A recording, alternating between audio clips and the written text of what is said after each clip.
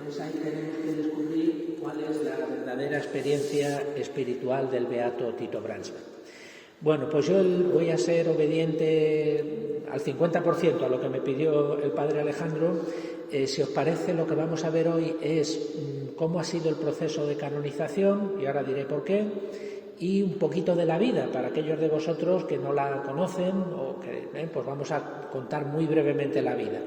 Mañana y pasado vamos a profundizar pues en la experiencia espiritual, en los elementos fundamentales pues de la espiritualidad de este hombre, intentando siempre lanzar pistas también para nuestra propia vida espiritual, porque todas estas cosas nos tienen que servir también para iluminar nuestro propio caminar y nuestra propia vida. Bueno, ¿por qué voy a empezar yo hablando del proceso de beatificación y canonización del Padre Tito? Pues todos sabéis el motivo, porque el pasado 15 de mayo, en Roma, en una celebración solemne, pues tuvo lugar la canonización del Padre Tito Brandsma, al que ya llamamos, a partir de ahora, San Tito Brandsma. En algunos países de habla hispana han decidido llamarle por el nombre latino, porque lo de santito suena un poco a santo pequeño, ¿verdad? Y entonces le llaman Santitus, pero yo creo que es mejor llamarle Tito como le hemos llamado toda la vida. De aquí de Jerez hubo una presencia también en esta canonización y bueno, pues estamos todos muy contentos. Pero ¿cómo se ha llegado a la canonización? Bueno, pues esto es lo que os voy a resumir muy brevemente. Fijaos, el Padre Tito muere el 26 de julio de 1942. 26 de julio de 1942. Bueno, pues hay cartas, hay testimonios de primeros de agosto del mismo año donde ya se habla de él como un santo, donde ya se habla de iniciar un proceso de beatificación.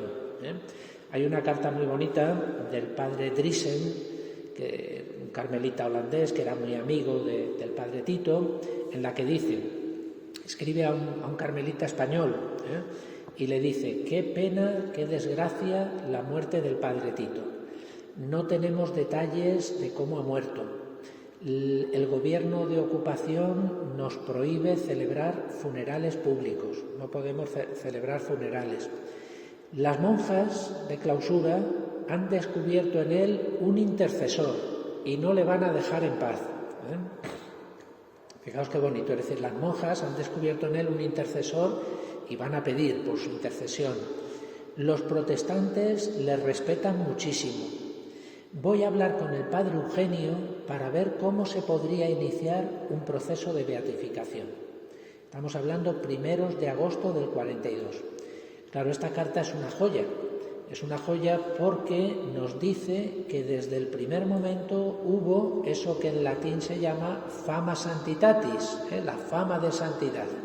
Que esto es muy importante para que haya un proceso de beatificación. En Roma, en la Congregación Vaticana, insiste mucho en que no tiene que haber una fama artificial, no tiene que haber una fama artificial, sino una fama real de santidad, que existe devoción, se puede promover, se puede anunciar, se puede contar la vida, pero si no hay fama de santidad, pues no tiene sentido empezar un proceso de beatificación. Bueno, pues en el caso del Padre Tito, desde el primer momento hubo fama de santidad. Estamos hablando de agosto de 1942. Claro, eran años muy difíciles, eran años muy complicados, entonces todo esto se para, Europa está destruida, en fin, y no empieza el proceso propiamente dicho hasta 1955. Ahí va a estar ya la primera dificultad, y es que, como sabéis, los procesos de beatificación tienen que comenzar en el lugar donde el siervo de Dios, la persona, ha muerto, ha fallecido. Entonces el proceso del Padre Tito lo tendría que empezar la diócesis de Múnich-Freising, que es la diócesis donde está el campo de concentración de Dachau. Él murió allí y por lo tanto esa es la diócesis que tiene que comenzar. Pero los carmelitas piden a la Santa Sede una dispensa porque realmente él estuvo allí un mes y estuvo allí, pero estuvo en un campo de concentración, no vivió realmente en la diócesis. Entonces piden la dispensa para que sea una diócesis holandesa, la diócesis de 's-Hertogenbosch, la que lleve adelante el proceso de beatificación. Por tanto, veis ya una primera dificultad. Ha muerto en una diócesis, pero vamos a pasar el proceso a otra. Bueno, inicia el proceso y ahí testifican pues casi 100 personas. Testifican carmelitas, testifican familiares, testifican alumnos que le habían conocido en la universidad, testifican compañeros de presidio, entre ellos varios protestantes, de esto hablaremos mucho mañana, pues, gente muy diversa, porque él había tenido una vida muy rica, una vida muy variada, y por lo tanto, pues en estos testigos hay personas muy, muy diversas y muy variadas, sacerdotes, intelectuales, alumnos, en fin, gente de todo tipo testificó ahí. Y entre esos testigos hay uno que llama poderosamente la atención, que es la enfermera que le administró la inyección de ácido fénico en el campo de concentración. O dicho en castellano más claro, ¿verdad?, la enfermera que lo mató. Testifica en el proceso de beatificación. Esta enfermera es un personaje un poco misterioso, es un personaje complicado.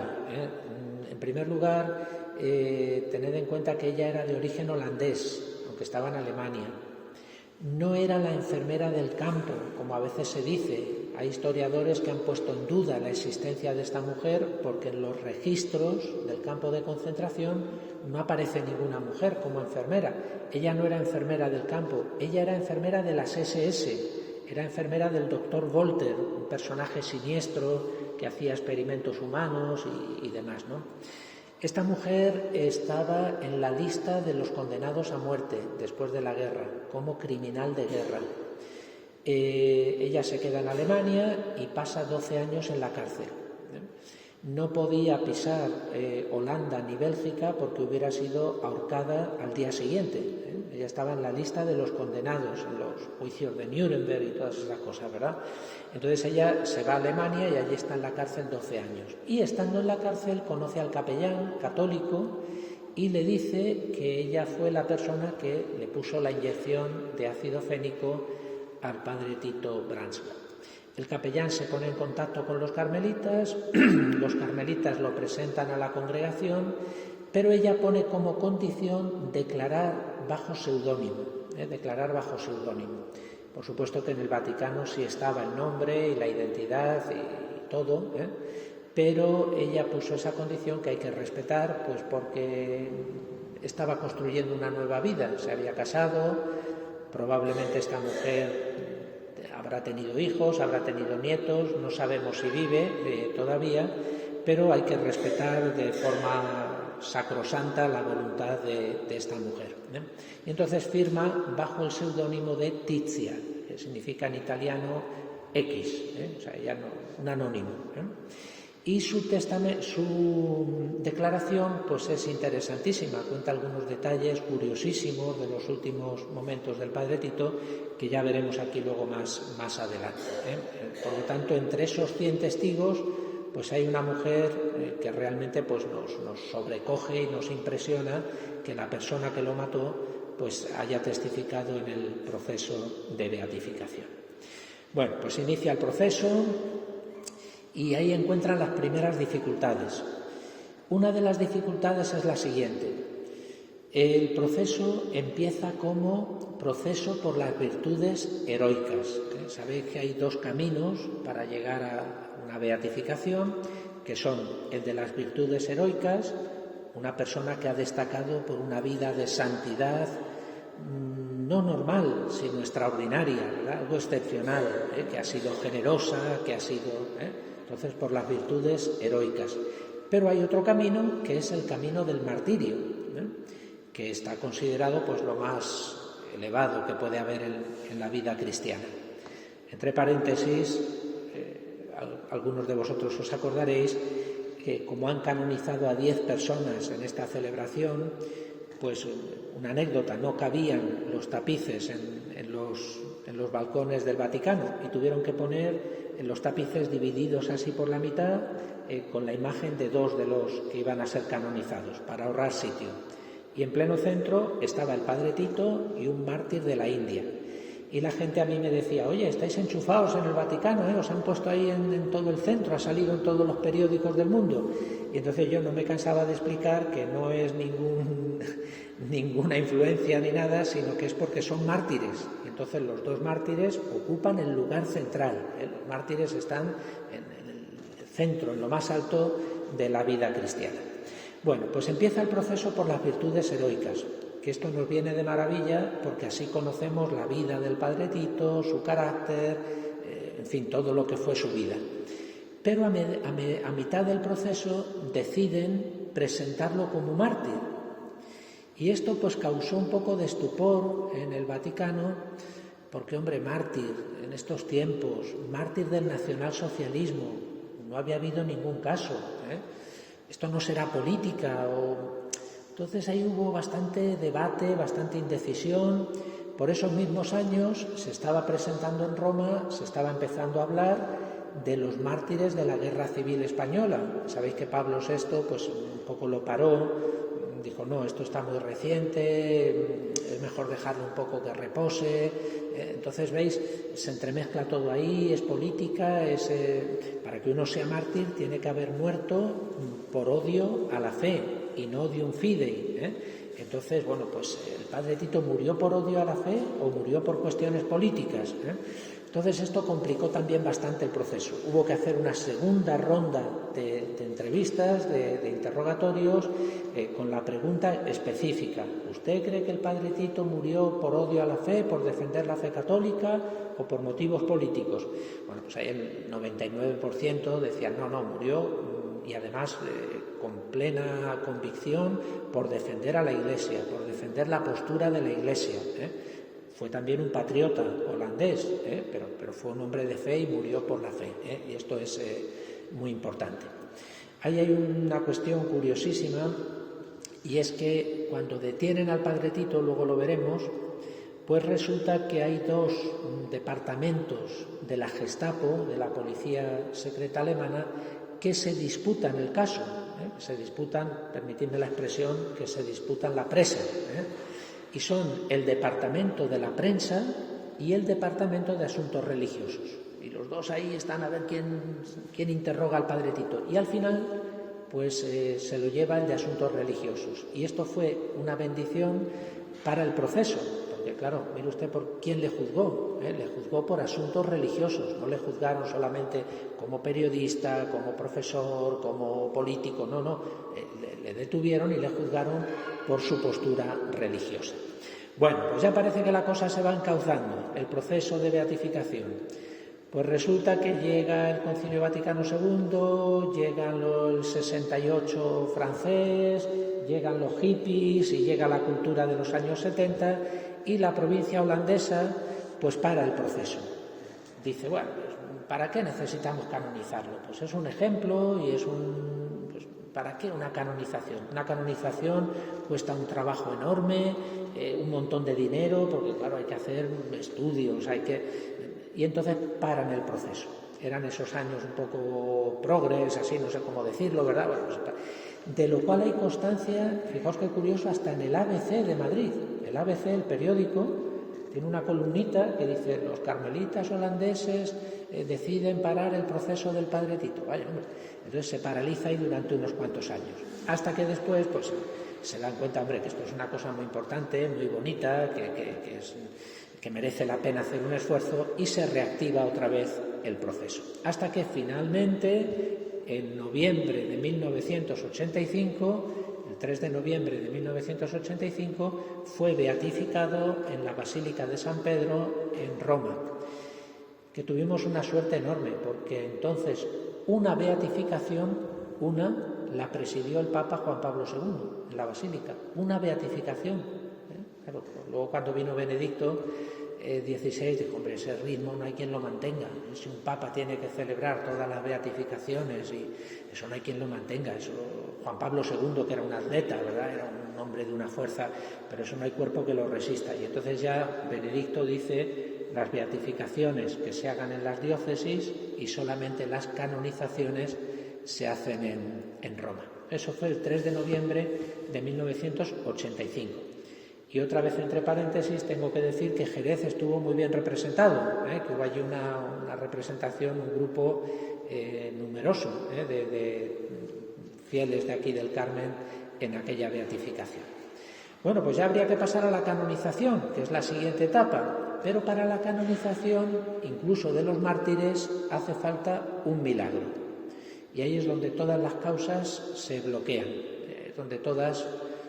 Hay cientos de causas que están ahí paralizadas. Pero claro, que haya un milagro es una cosa muy gorda, ¿verdad?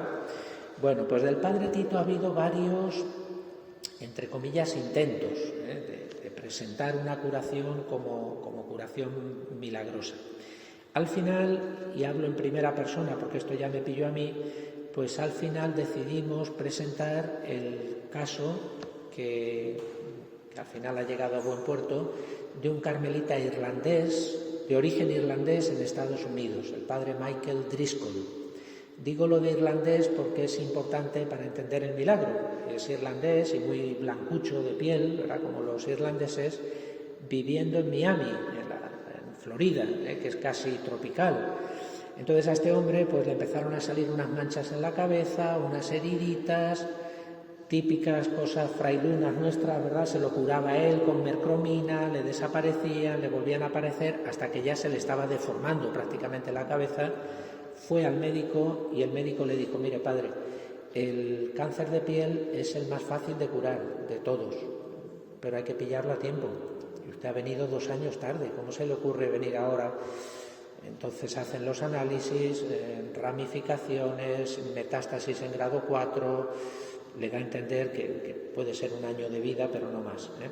Entonces este hombre pues vuelve a la parroquia, el obispo va a la parroquia a decirle a los fieles que van a cambiar de párroco y ve una imagen del Padre Tito y pregunta: ¿este quién es? Pues este es un carmelita holandés que murió en el campo de concentración, que tal, que cual. Hombre, pues rezadle a este santo para que cure a vuestro párroco.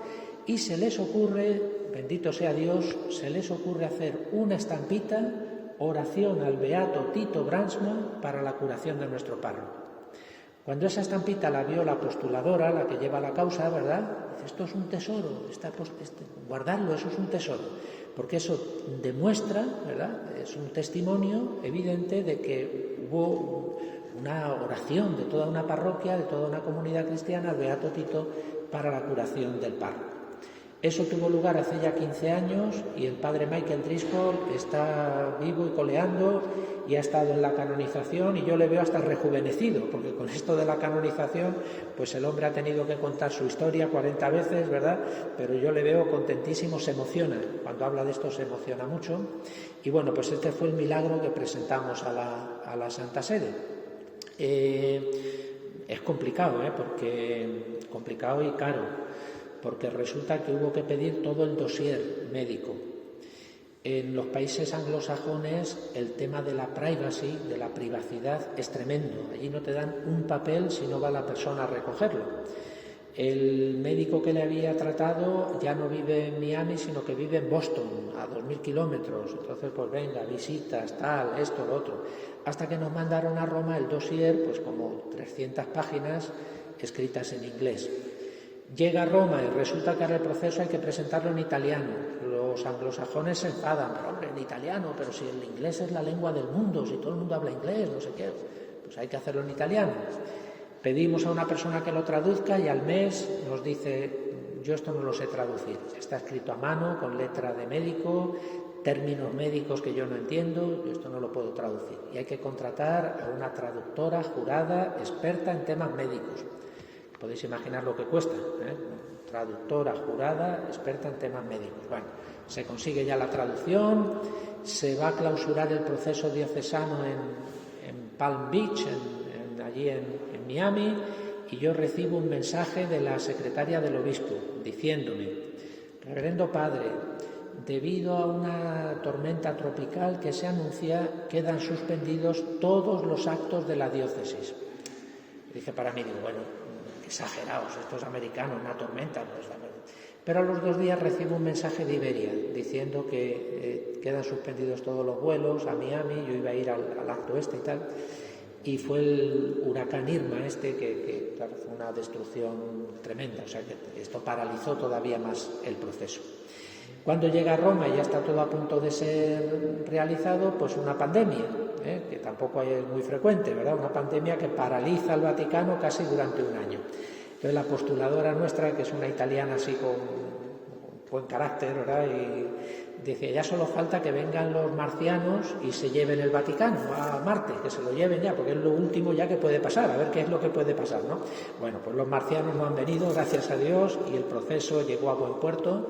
Sabéis que para aceptar un milagro el proceso es muy complicado, Tiene que haber un preanálisis médico, 2 médicos de prestigio contratados por la diócesis donde tiene lugar el milagro, pues dicen, bueno, puede ser, esto es una tontería, no vayan adelante, no sigan porque esto no tiene sentido. Estos dieron el parecer positivo.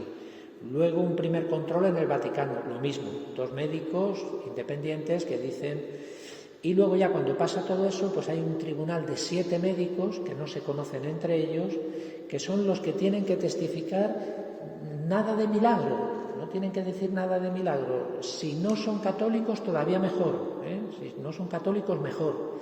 Lo único que tienen que decir es, este hombre estaba así, yo tengo aquí todo, las radiografías, análisis, tal, y este hombre ahora está así.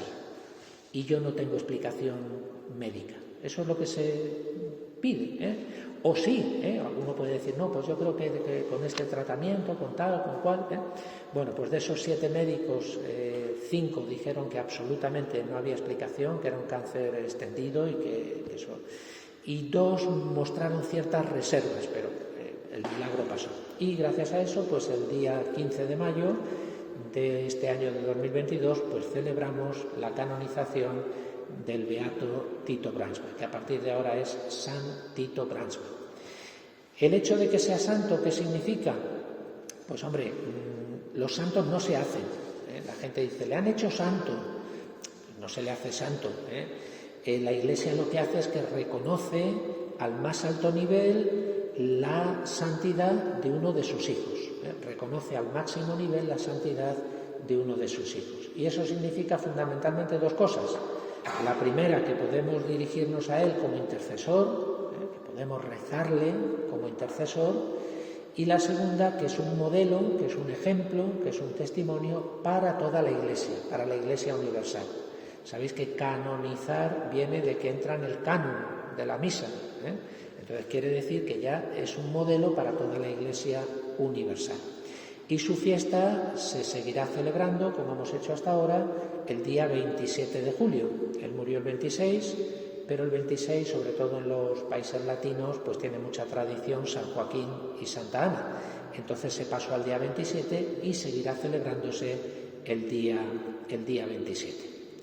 Bueno, pues este es más o menos el proceso de beatificación, que como habéis visto pues es largo, es complicado, pero yo creo que es apasionante, es apasionante. Yo antes, cuando era más joven, así más crítico y tal, pero la verdad es que es un proceso muy costoso, muy difícil. Tienes que escribir biografía, testimonios, en fin, es muy laborioso, pero yo creo que merece la pena. Si alguien está convencido, como en nuestro caso, el Carmelo, ¿verdad?, de la santidad de una persona, pues yo creo que merece la pena, porque al final es una bendición, es una bendición para todos, es una bendición pastoral, la gente, pues la santidad anima, ¿verdad?, la santidad nos entusiasma en este mundo en el que siempre tendemos a pensar mal, ¿verdad? Vivimos en la cultura de la sospecha. A mí perdonadme el casticismo, me mosquea un poco eso, ¿verdad? Siempre ponen a una persona de ejemplo, bueno, pero pues anda, que siempre tendemos a pensar mal de todo el mundo, ¿verdad?, y de todo. Pues estos ejemplos de santidad yo creo que nos animan, ¿verdad?, y nos entusiasman y nos invitan también a nosotros a vivir la santidad pues en la vida cotidiana. Una canonización no es una medalla que se pone en una orden religiosa. Hombre, un poquillo de orgullo sí que hay, ¿verdad?, de familia, pero eso es normal, ¿verdad? Pero no es una medalla. una canonización es una invitación a la santidad. No se trata de hacer santos, sino de ser santos. Eso es lo verdaderamente importante. Entonces, una canonización es también un reto, es un desafío, es una provocación a todos los que nos consideramos carmelitas, frailes, monjas, religiosas, laicos, terciarios, lo que queráis, ¿verdad? Pues a toda la gran familia del Carmelo, pues es una invitación a vivir la santidad en nuestro contexto, en nuestro siglo, en nuestro tiempo. En el caso del Padre Tito es muy fácil porque él vivió un tiempo muy parecido al nuestro, más dramático si queréis, pero él hablaba de medios de comunicación, era profesor en la universidad, en fin, no vivió en la Edad Media, ¿verdad?, sino que vivió en los tiempos modernos, ¿no? Pero siempre es una invitación, repito, pues a vivir la santidad y a plantearnos qué significa la santidad. No se trata, y yo esto lo digo muchas veces también, fijaos, cuando se celebra una canonización o un centenario, nos pasamos la vida ahora celebrando centenarios, la muerte de no sé quién, el nacimiento de tal, en el Carmelo pues continuamente, ¿verdad?, centenarios. Yo cuando era más joven, quizá Alejandro, el padre Alejandro se acordará que para pinchar al provincial, cuando uno es joven le gusta pinchar a los superiores, ¿verdad? Pues yo decía, bueno, cuando no hay futuro, pues a celebrar centenarios, ¿verdad? No hay futuro, pues a celebrar centenarios, viejas glorias, ¿verdad? Bueno, pues Dios me dio una buena penitencia por mi imprudencia y durante 12 años como general pues he tenido que estar no solamente celebrándolo, sino animando a la gente a que los celebrase y a que los viviese. Entonces, bueno, pues el Señor en su infinita sabiduría me ha puesto una buena penitencia. Pero yo siempre avisaba de lo siguiente, y vale también para la canonización. No se trata de imitar miméticamente a un santo, de imitar al pie de la letra, ¿verdad? En primer lugar, porque eso es imposible. Los santos vivieron en su contexto, en sus circunstancias, y nosotros vivimos en otras. En segundo lugar, porque es ridículo. A veces entre nosotros, pues el fundador llevaba la barbita así, pues todos con la barbita igual. Que llevaban el hábito no sé cómo, pues el hábito igual. Vivieron en la Edad Media, vivieron en su tiempo. Pues, eso, cada tiempo tiene sus formas y demás. No se trata de imitar lo que hicieron, sino de imitar lo que harían. Ah, caramba, y esto es más difícil, imitar lo que harían en nuestro tiempo. ¿Qué haría Santa Teresa en nuestro tiempo? ¿Qué haría el Padre Tito en nuestro tiempo? ¿Qué harían en nuestro tiempo? Claro, eso es más difícil. Eso es más difícil porque exige discernimiento. Y el discernimiento no nos gusta, exige reflexión, exige meditación. Conociendo al Padre Tito, ¿qué haría él en nuestro tiempo? Tiempo de guerra, tiempo de crispación, tiempo de crisis crisis moral, crisis en muchos ámbitos. ¿Qué haría el Padre Tito? ¿Cómo lo viviría esto? Entonces, veis, estas canonizaciones hay que vivirlas también como un interrogante que nos ofrece la Iglesia a cada uno de nosotros, ¿verdad? ¿Qué nos dice la figura del Padre Tito para nuestra vida? No se trata de hacer historia ni de hacer arqueología, sacar santos ahí del baúl de los recuerdos, ¿verdad?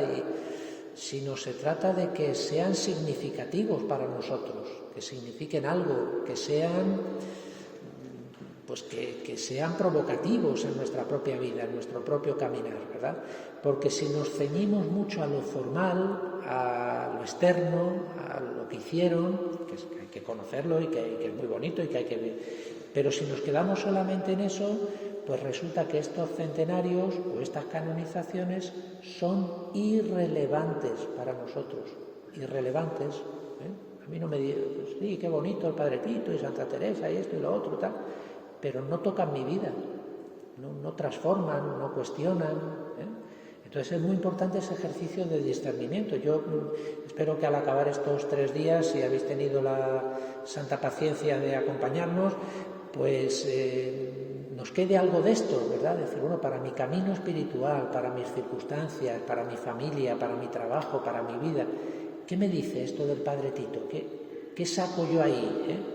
Hay que, fijaos la imagen, hay que destilar al santo, hay que destilarlo, es decir, que salga ahí la enseñanza para nuestra propia vida, ¿verdad?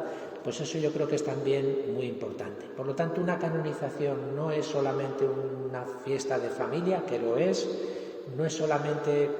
Hombre, nosotros carmelitas estos días estamos que no nos cabe el cuerpo en el hábito, ¿verdad? De lo contentos y de tal, pero no se puede quedar ahí, eso está bien, eso es importante, pero no se puede quedar ahí, tiene que haber profundización. Ahora que pasan los fuegos artificiales, ahora llega el trabajo de profundizar, de reflexionar, de meditar, de exprimir la vida de este hombre para ver qué nos dice también para nuestra propia vida. Pues una canonización tiene mucho que ver con eso, una canonización tiene mucho que ver con la vida de cada uno, con la vida concreta. Bueno, me quedan 5 o 10 minutillos y vamos a empezar a hablar un poco de la vida del Padre Tito, que os la voy a resumir muy brevemente. Entre hoy y los 10 minutos de mañana, pues vais a ser expertos en la vida de este hombre. Fijaos, el Padre Tito nació en la Frisia. La Frisia es la región más norteña de Holanda, que bueno, ya sabéis que ahora ya no se llama Holanda, aunque seguimos diciendo Holanda, pero el nombre oficial es Países Bajos, pero bueno, seguimos llamándolo Holanda. Holanda es una región realmente, pero bueno, seguimos hablando de Holanda. Bueno, pues él nació en la Frisia, la parte más al norte. Es curioso porque en la Frisia, en tiempos del Padre Tito, había solamente un 3% de católicos, un 3%. En Holanda, según va bajando uno, va habiendo más católicos. En el norte un 3%, en el centro 25% y en algunas zonas del sur, cerca de Bélgica y de Luxemburgo y tal, pues llega casi al 50%. Aunque como sabéis ahora Holanda está un poco, en fin, yo creo que la gran mayoría es sin religión, digámoslo así, pero bueno, en términos sociológicos, pues va creciendo el catolicismo según vamos hacia el sur.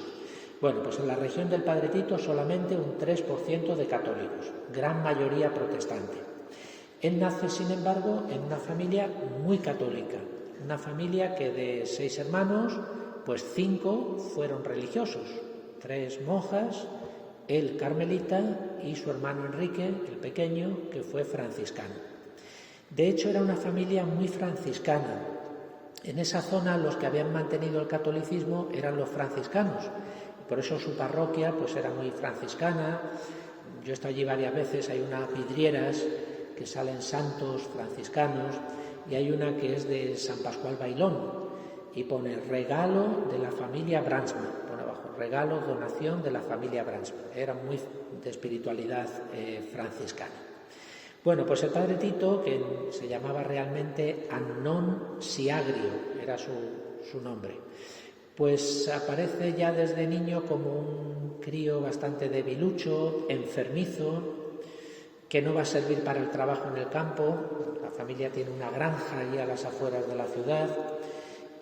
Un niño muy estudioso, muy aplicado y también muy piadoso, ya desde niño, muy espiritual. El día de su primera comunión, la única hermana que se casó, Gatske, le dice: oye, que te hemos visto muy serio en la iglesia y él contestó así muy repipi, ¿verdad? Contestó diciendo: es que no se puede estar de otra manera cuando se va a recibir a Jesús. O sea, yo, el crío con 7 años, no se puede estar de otra manera cuando se va a recibir a Jesús. Es decir, era un niño muy piadoso ya desde pequeñillo. Y por eso los padres pues deciden mandarlo a lo que se llamaba el preseminario de Megen. Los franciscanos en la ciudad de Megen tenían un instituto, un colegio de enseñanza secundaria, en el cual los chavales podían hacer sus estudios y discernir su vocación, ver si tenían vocación religiosa o no. El Padre Tito, pues todo el mundo piensa que va a ser franciscano. La familia, una hermana era monja franciscana, la otra religiosa de vida activa franciscana, los padres, etcétera, etcétera. Y sin embargo, sorprendentemente, decide hacerse carmelita.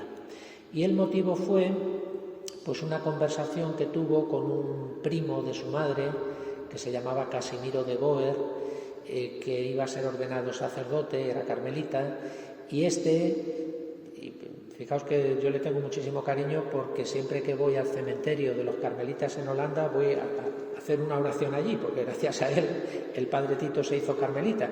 Pues yo creo que al crío le llenó la cabeza del Monte Carmelo y de la flor del Carmelo, la mística, la oración, y el padre Tito pues se entusiasmó. Y muchos años después, cuando él cuenta su vocación, dice: el espíritu del Carmelo, que es tierna devoción a la Virgen María y vida intensa de oración, me fascinó. El espíritu del Carmelo me fascinó. Algunas de estas cositas que estoy contando ahora son importantes para luego la espiritualidad, esta fascinación que no podemos perder en nuestra vida espiritual, ¿verdad? Bueno, pues el espíritu del Carmelo me fascinó. Se hace carmelita, hace sus estudios, filosofía y teología, se ordena en 1905 en la catedral de 's-Hertogenbosch, una catedral preciosa de gótico, se llama gótico brabantino, del Brabante, muy bonita. Y fijaos qué curioso, cuando es ordenado va a ser, no sé si emplear esta palabra o no, castigado un año. Sus compañeros se van a parroquias, a estudios superiores, etcétera, y a él lo dejan un año como asistente de la sacristía en la casa de estudiantes. Que digo yo que como asistente de la sacristía poco tendría que hacer, ¿verdad? Rellenar las vinajeras y poco más. Bueno, pues el motivo de ese castigo, entre comillas, es que en las clases de filosofía él se había mostrado pues muy librepensador, una cierta honestidad, pero vamos, en cosas del ente y la esencia, no os creáis, cosas de alta filosofía medieval y tal, pero bueno, tenía su criterio, era una persona que pensaba por sí mismo, que era honesto intelectualmente, y entonces esto le supuso ese pequeño castigo de dejarlo allí un año. Cuando él recuerda aquello, y ya con esto voy a terminar, cuando él recuerda aquello, lo hace con mucha gratitud, y ahí están las personas grandes. Yo cada día me doy más cuenta en la vida, ahí están las personas grandes. La persona que ve su vida y disculpa las cosas, ¿verdad? Pero se queda con lo bueno de sus maestros, ¿verdad? Ahí están las personas grandes. El que es un mindundi pues está siempre quejándose, y no me entendieron, y no me comprendieron, y nunca me han sabido valorar, y no sé qué. Bueno, pues los que somos mediocres estamos ahí, ¿verdad? Pero las personas grandes disculpan las cosas pequeñas sin importancias, eso todo lo tenemos, ¿verdad? Y se quedan con lo bueno de los que les han ido formando, ¿no? Por eso cuando él mira hacia atrás dice: me vino muy bien aquel castigo, me vino muy bien, pero la verdad es que entre nosotros, el profesor y él, pues no había acuerdo ninguno. Pero repito, no os creáis que eran cosas, estaban discutiendo si el ente, si la esencia, si la existencia en Santo Tomás, temas de ahí de altísima filosofía, ¿no? Bueno, pues fijaos qué curioso. Este profesor, que fue el que le castigó, se llamaba carmelita, porque los carmelitas estudiaban entonces en el interior del convento, ¿verdad? No iban a las universidades y todo eso. Pues este se llamaba el padre Eugenio Driesen. Bueno, pues este Eugenio Driesen va a ser el que de 30 años después o 40 años después va a iniciar el proceso de beatificación. El mismo que le castigó, luego le hacen provincial, lo mandan a Roma como postulador, tal. Entonces, los primerísimos pasos para un proceso de beatificación los dio este hombre, el hombre que le había castigado un año porque en temas de filosofía era muy libre pensador. Entonces, fijaos cómo a veces la gracia de Dios, ¿verdad?, actúa por ahí por la historia. Qué cosas más curiosas, ¿no?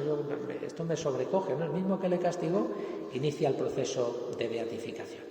Pasa un año, se va a estudiar a Roma, está allí 3 años, de 1906 a 1909, hace su doctorado en filosofía y vuelve a Holanda en el año 1909 y se lanza a una actividad frenética que os contaré mañana en 10 minutillos, y ya le metemos el diente al tema de la espiritualidad, que es de lo que se trata. Por tanto, yo creo que es bueno de todas maneras tener un poquito el recorrido vital de esta persona para entender después bien su espiritualidad o lo que sabemos de su espiritualidad.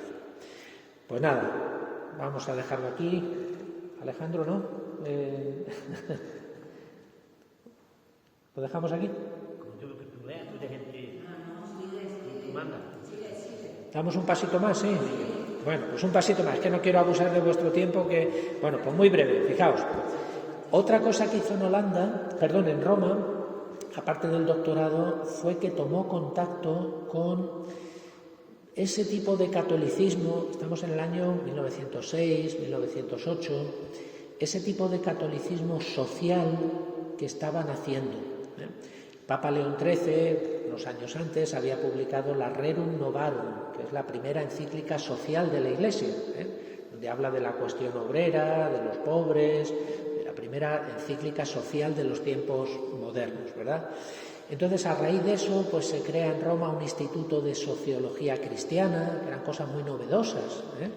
Se habla de formar un sindicato católico, en Italia sobre todo, ¿verdad? Ahí poco después nacería la DC, la democracia cristiana en Italia. Entonces, una parte de la Iglesia, una parte del catolicismo que empieza a volver su mirada a la cuestión obrera, a las condiciones de los trabajadores, un sindicato católico. Bueno, pues él tomó contacto con ese catolicismo social, lo cual dice mucho también de su mentalidad. Yo suelo decir, y mañana os voy a contar una anécdota muy graciosa de cuando estuvo en España, yo suelo decir que el padre Tito era una esponja. Es de ese tipo de personas que donde iba se dejaba interpelar, se dejaba entusiasmar. Estas personas que donde van todo les sorprende, todo les gusta, todo les llama la atención, ¿verdad? Que es una virtud tan bonita en esta vida, ¿verdad? Porque eso es la sabiduría. Los griegos decían que la sabiduría la filosofía está en la capacidad zaumásica. ¿Y eso qué es? Pues la capacidad de sorprenderse. Si uno no se sorprende, no hay filosofía, ¿verdad? No hay pensamiento, no hay nada. Dejarte sorprender por la vida. Me acuerdo de un carmelita al que yo quería mucho, que una vez me dijo, lo cuento en fin, porque es con toda discreción, pero me dijo: yo no sé por qué, Fernando, caigo mal a la gente. Intento ser hospitalario, intento hacer favores, pero caigo mal a la gente, yo no sé por qué. Y yo no tuve la valentía, no tuve el coraje de decirle: caes mal a la gente porque no te dejas sorprender.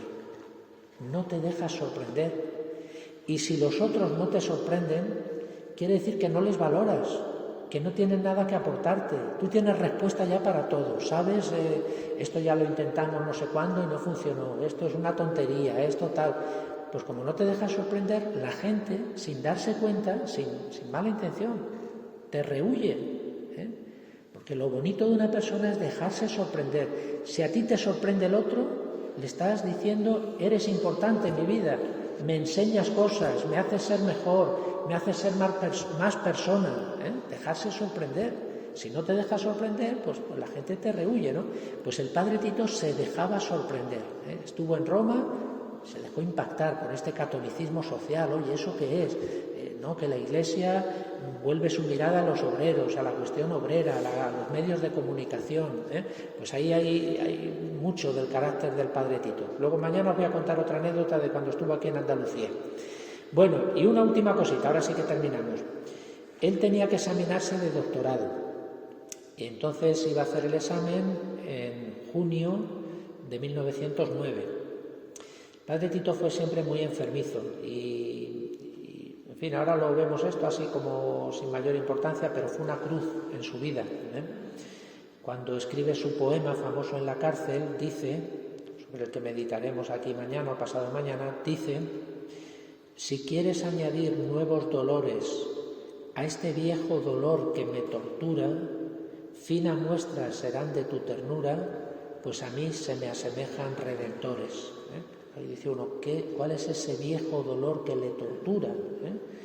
Pues probablemente es la salud, porque varias veces estuvo muy débil. Hay algunas fotos suyas que, bueno, tendría 40 y tantos o 50 y tantos años y se le nota demacrado, envejecido, ¿verdad? Porque tuvo una salud muy frágil. Bueno, pues un mes antes del examen de doctorado tiene una crisis, tiene una hemorragia estomacal y está en cama varias semanas. Y entonces el prior de San Alberto le dijo que San Alberto es el colegio internacional nuestro en Roma, le dijo que no se presentase al examen de doctorado. Pero él, que era frisón, un poco testarudo, ¿verdad? Los frisones son muy tenaces, son muy testarudos, pues se presentó y suspendió el examen. Lo cual, repito, para nosotros hoy lo tomamos un poco como una anécdota graciosa de su vida, pero para él tuvo que ser una humillación grande, ¿eh? Lo mandan a Roma en contra del parecer del profesor de filosofía, que no le gustaba nada sus opiniones, y va a Roma y después de 3 años allí suspende el examen de doctorado, catea el examen de doctorado. Entonces en verano descansa, en fin, se recupera físicamente y en octubre se vuelve a presentar y lo aprueba. Y por eso, cuando a él le presentaban en una conferencia, como ha hecho el padre Alejandro con tanto cariño conmigo, ¿verdad? Entonces pues todos son grandezas, que hizo no sé qué, que estudió no sé dónde, pues a él hizo el doctorado en filosofía en la Universidad Gregoriana de Roma. Y él decía así por lo bajini: sí, pero en la convocatoria de septiembre. Sí, doctor por Roma, pero en la convocatoria de septiembre, ¿eh? Bueno, pues se tomaba con humor, pero yo estoy convencido que debió ser una cierta mortificación, una cierta humillación también en su vida. Y ahí termina su etapa romana, y ahora sí que lo dejamos aquí, y mañana, 1909, empezamos la vida en Holanda, que la vamos a despachar en 10 minutos. Vamos a ver los problemas con el nacionalsocialismo, otros 10 minutos, y entramos ya en la espiritualidad. Pues nada, muchísimas gracias, que es que no queremos abusar tampoco de vuestro tiempo, ¿eh? Muchísimas gracias.